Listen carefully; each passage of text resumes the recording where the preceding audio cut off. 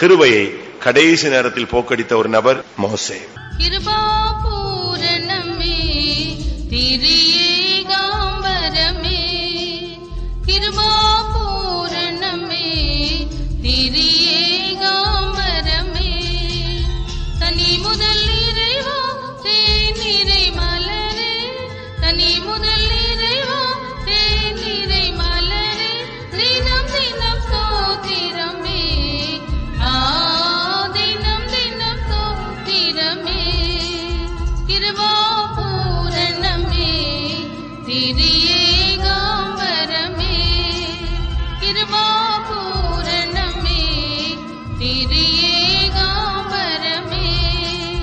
யாத்திராகமம் 33:17. அப்பொழுது கர்த்தர் மோசேயை நோக்கி, நீ சொன்ன இந்த வார்த்தையின்படியே செய்வேன். என் கண்களில் உனக்கு கிருபை கிடைத்தது. உன்னை பேர் சொல்லி அழைத்து அறிந்திருக்கிறேன் என்றார். மோசேக்கு கிருபை கிடைத்தது. என்னுடைய கண்களில் உனக்கு கிருபை கிடைத்தது. எவ்வளவு அருமையான ஒரு வார்த்தை. ஆண்டவருடைய கண்கள்ல அவனுக்கு கிருபை கிடைச்சிருச்சு. அதுக்கு பிறகு அவனை யாரும் ஒண்ணுமே பண்ண முடியாது. பார்வோன் பல்ல கடிக்கிறாங்க, உன்னை அழிச்சிருவேன், என் மூஞ்சிலேயே முழிக்காதன்னு. இவன் அடுத்த நாள் எங்கதான் வந்து நிப்பான்? அவன் முன்னாலதான் வந்து நிப்பான். அவனுக்கு ரத்த கொதிப்பு, பிளட் பிரஷர், அப்படி டென்ஷன்ல மூளை நரம்பெல்லாம் வெடிக்கிற மாதிரி இருக்கும் இவனை பார்த்த உடனே. இவனுக்கு அதெல்லாம் பிரச்சனையே கிடையாது. ஏன்னா இவன் மேல கையே நிச்சய முடியாது, வைக்கவே முடியாது. மோசையும் ஆரோனையும் பார்த்த உடனே அவனுக்கு பயங்கர டென்ஷனா இருக்கும். அப்படி மோசையும் ஆரோனும் வரலன்னு வச்சுக்கோங்களேன், யார் கூப்பிட்டு விடுவா? யார் கூப்பிட்டு விடுவா? பார்வனை கூப்பிட்டு விடுவா. அவங்க ரெண்டு பேரையும் கூட்டுவா. ஜெபிக்க சொல்லு, தவளைய போ சொல்லு, வண்ட போ சொல்லு, பேனை போ சொல்லு. யார் ஜெபிக்க, யாரு போய் யார் கூட்டு வருவா? இவனே ஆள் அனுப்பி கூட்டு வருவான். அப்படி இல்ல அவன் வந்துட்டான்னா இவனுக்கு பயங்கர டென்ஷன் ஆயிடும். ஆனாலும் மோசையின் மேல ஒரு கிருபை இருந்துச்சு. எதுக்காக? மோசையின் மேல இருந்த கிருபை நடத்தி பின் கிருபை, ஜனத்தை நடத்துகிறது தான் அவனுக்கு கொடுக்கப்பட்ட கிருபையினுடைய லக்கு. அவனுக்கு மேல கர்த்தர் கிருபை கொடுத்ததே அதுக்குதான். பார்வோனை வாதிக்க, எகிப்தை வாதிக்க, செங்கடலை பிளக்க, இதெல்லாம் வேற. ஆனா இலக்கு எதுதான்? பார்வோனை வாதிச்சுட்டு மோசே ஓட்டத்தை முடிக்கல. செங்கடலை கடந்த உடனே மோசே ஓட்டத்தை முடிக்கல. மன்னாவை புசிச்ச உடனே மோசே ஓட்டத்தை முடிக்கல.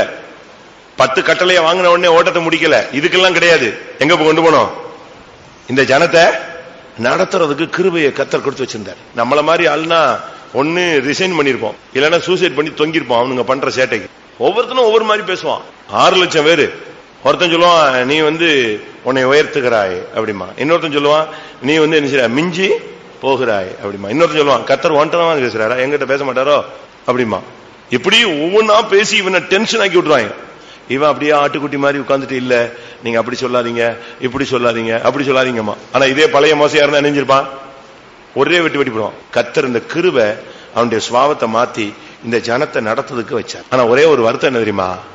ஒரு லிமிட்ல இவனால கண்ட்ரோல் பண்ண முடியாம தப்பிட்டான். அவன் சொல்றான், இந்த ஜனத்தை நான் பெற்றேனா, இந்த ஜனத்தை நான் சுமக்கணுமா, இவங்களை ஏன் தூக்கிட்டு அலையணும், எனக்கு எதுக்கு இந்த வேலை அப்படின்னா.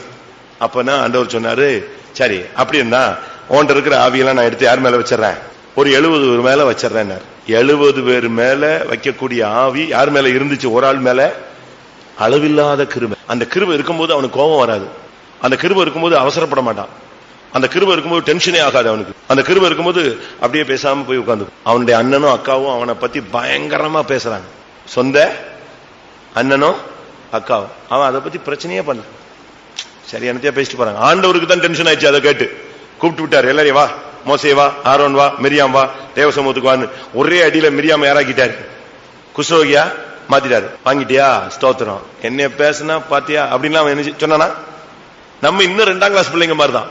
இப்ப நம்ம வீட்டுல யாராவது ஒரு சின்ன ஏதாவது பிரச்சனை பண்ணிட்டு போய் கூப்பிட விழுந்துட்டான்னு வச்சுக்கா, என்னை தொட்டி இல்ல கூப்பிட விழுந்துட்ட பத்தியா, சென்னை தோட்டம் எதிர்த்தது நின்னதே கிடையாது. இப்படிலாம் நீங்க பேசுனீங்கன்னா வளர்ச்சியற்ற விசுவாசிகள், மூளை வளர்ச்சியற்ற குழந்தைகள். அதுக்குதான் எப்ப சிரிக்கணும் தெரியாது, எப்ப பேசணும் தெரியாது, எப்ப அழணும் தெரியாது, பகுத்தறிவற்ற ஒரு தன்மை. மோசே அப்படி இல்லை, அம்பாட்டுக்கு இருப்பான். தன்னை ஏசி தன்னை பத்தி பேசுனதுக்காக குஷ்டரோகத்துல பாதிக்கப்பட்ட பெண்ணுக்காக தான் அக்காவுக்காக ஜெபிச்சது யாரு? மோசே. அவனுடைய கிருபை அப்படி இருந்துச்சு. நமக்கு அப்படி கிருபை இருக்கா? இருக்கா? இல்லை, வேணும். இன்னைக்கு தேவனுடைய கண்கள் அந்த கிருபையை பெற்றுக்கணும். நீங்க கிருபையை பெற்று பாருங்க. உங்களை பத்தி தப்பா பேசினவங்க எல்லாம் ரைட்டா பேசுவாங்க, உங்களை பத்தி குற்றமா பேசினவங்க எல்லாம் புகழ்ந்து பேசுவாங்க. அப்படி ட்ரிப் ஆயிடும். அதான் அந்த இந்த கிருபையினுடைய எஃபெக்ட் எப்படின்னா அப்படி சேஞ்ச் பண்ணி காட்டும். புரியுதா உங்களுக்கு? பவுல பத்தி அந்த மெலித்தா தீவில் உள்ளவங்க எல்லாம் பேசுறாங்க, இவன் கப்பல் சேர்த்ததுக்கு தப்பி வந்துட்டான், ஆனா இப்ப சர்ப்பம் கடிச்சிருச்சு, பழி இவனை என்ன செய்யல, விடல, இவன் கொலை பாதகன் அப்படின்னாங்க. கொஞ்ச நேரத்துல அந்த சர்ப்பத்தை உதறி போட்டு அக்னியில எரிஞ்சு போயிருச்சு, இவனுக்கு சாவு வரல, இவன் நல்லா சுத்திட்டு இருந்தான். அதே ஜனம் சொல்லிச்சு, என்ன சொல்லிச்சு, இவன் சாதாரண மனுஷன் இல்லப்பா, இவன் தேவன், இவனுக்குள்ள பெரிய வல்லமை இருக்கு. அப்ப ஜனங்கள் அந்த கிருபையை பார்த்த உடனே பழி போய் எது வருது, நல்ல பேச்சு வருது. அதனால கிருபையை பெற்றுக்கொள்ளுங்க. இன்னைக்கு நம்ம எத்தனை பேருக்கு இந்த கிருபை இருக்கு? மோசேக்கு அளிக்கப்பட்ட கிருபை நடத்திப்பின் கிருபை. ஆனா என்னைக்கு அந்த ஆவி அவனை விட்டு போச்சோ, அந்த 70 பேர் மேல அவன் ஷேர் பண்ணி போறதுக்கு அனுமதிச்சானோ, அன்னையோட நடத்தி பெண்ணிச்சு அவனை விட்டு போயிடுச்சு. பாத்தீங்களா, கானானுக்குள்ள என்ன செய்யல, போகல. பாத்தீங்களா, அடக்காராதெல்லாம் நல்லா நடந்துச்சு. நம்ம போகட்டாலும் யாரு வந்தா, தேவன் வந்தாரு, தூதர்கள் வந்தாங்க, நல்ல அடக்காராதனை. சென்ட்ரல் பாஸ் எல்லாம் வருவாங்க பல இடத்துல இருந்து.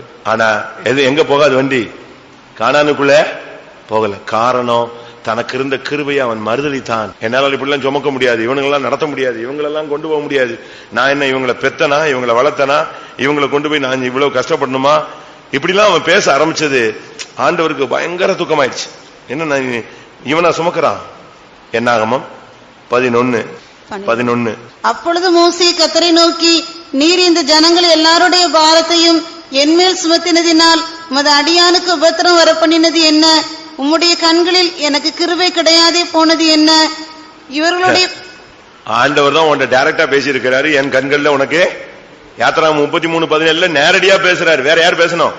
அவரே டைரக்டா சொல்றாரு, என் கண்களில் உனக்கு, மோசேயே என் கண்களில் உனக்கு என்ன கிடைச்சது, கிருபை கிடைத்ததுன்னு. இப்ப இவன் புலம்பல் என்ன சொல்றான், எனக்கு கிருபை கிடையாமல் போனது என்ன? கிருபையை வச்சுக்கிட்டு கிருபை கிடைக்கலன்னு சொன்னா எப்படி?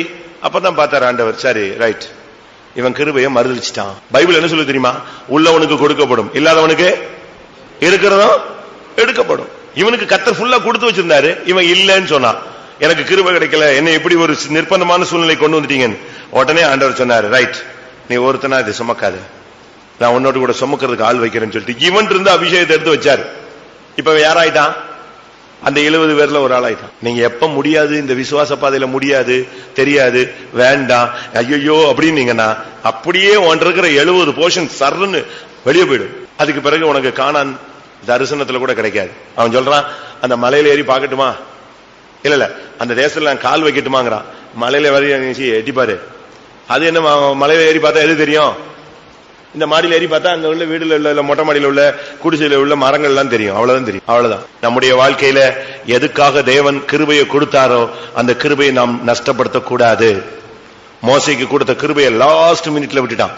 அதாவது 40 வருஷம் விசுவாசியா இருப்பாங்க, கடைசி நாள், கடைசி 1 மாசம் 2 மாசத்துல விசுவாசத்தை விட்டுருவாங்க.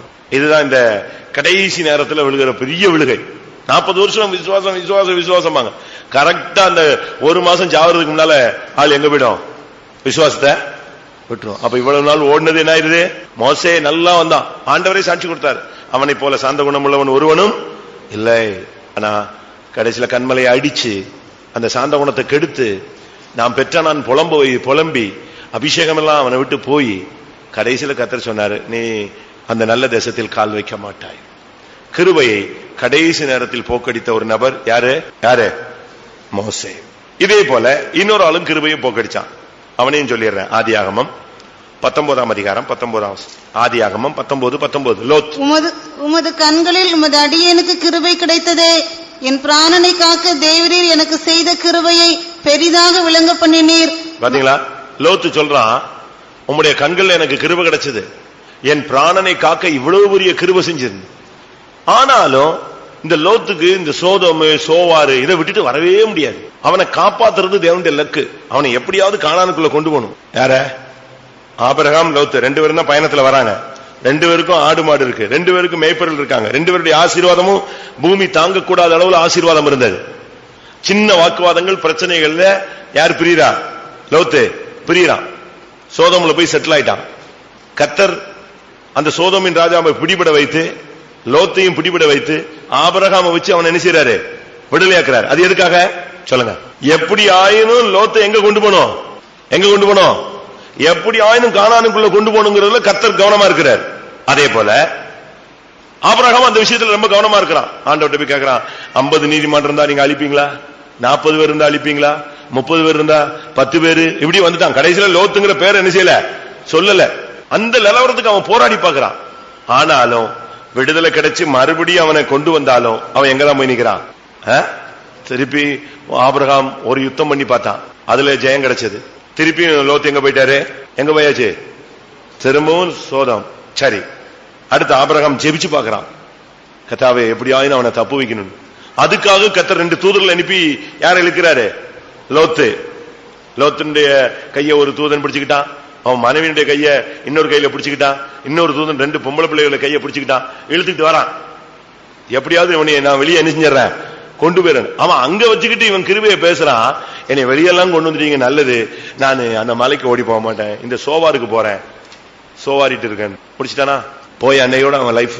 கிருபைய கர்த்தர் உன்னைய பாதுகாக்கிறாரு, ஆபத்துல இருந்து விளக்குறாரு, வியாதியை கொடுத்து உன்னை திருப்புறாரு, பிரச்சனைகளை கொடுக்கிறாரு, அடி கொடுக்கிறாரு, சிக்ஷை கொடுக்கிறாரு, உன்னைய கண்ட்ரோல் பண்றாரு. எப்படியாவது நீ இந்த கிருபையின் வட்டத்துக்குள்ள வந்து எங்க வரணும்? ஜீவ பாதையில வந்து நிக்கணும் தான் ஆண்டவர் நோக்கம் வைக்கிறார். ஆனா உனக்கு காண்பிக்கிற கிருபையை நீ எப்படி யூஸ் பண்ற? உலக பிரகாரமா, மாம்சீகமா, இன்னும் உன்னை டெவலப் பண்றது தான் ட்ரை பண்றே தவிர ஜீவ பாதைக்கு வருகிறதுக்கு அந்த கிருபையை யூஸ் பண்ண மாட்டேன்னு என்கிறாய். நமக்கு கொடுக்கப்பட்ட கிருபையை நம்ம எப்படி யூஸ் பண்றோம்?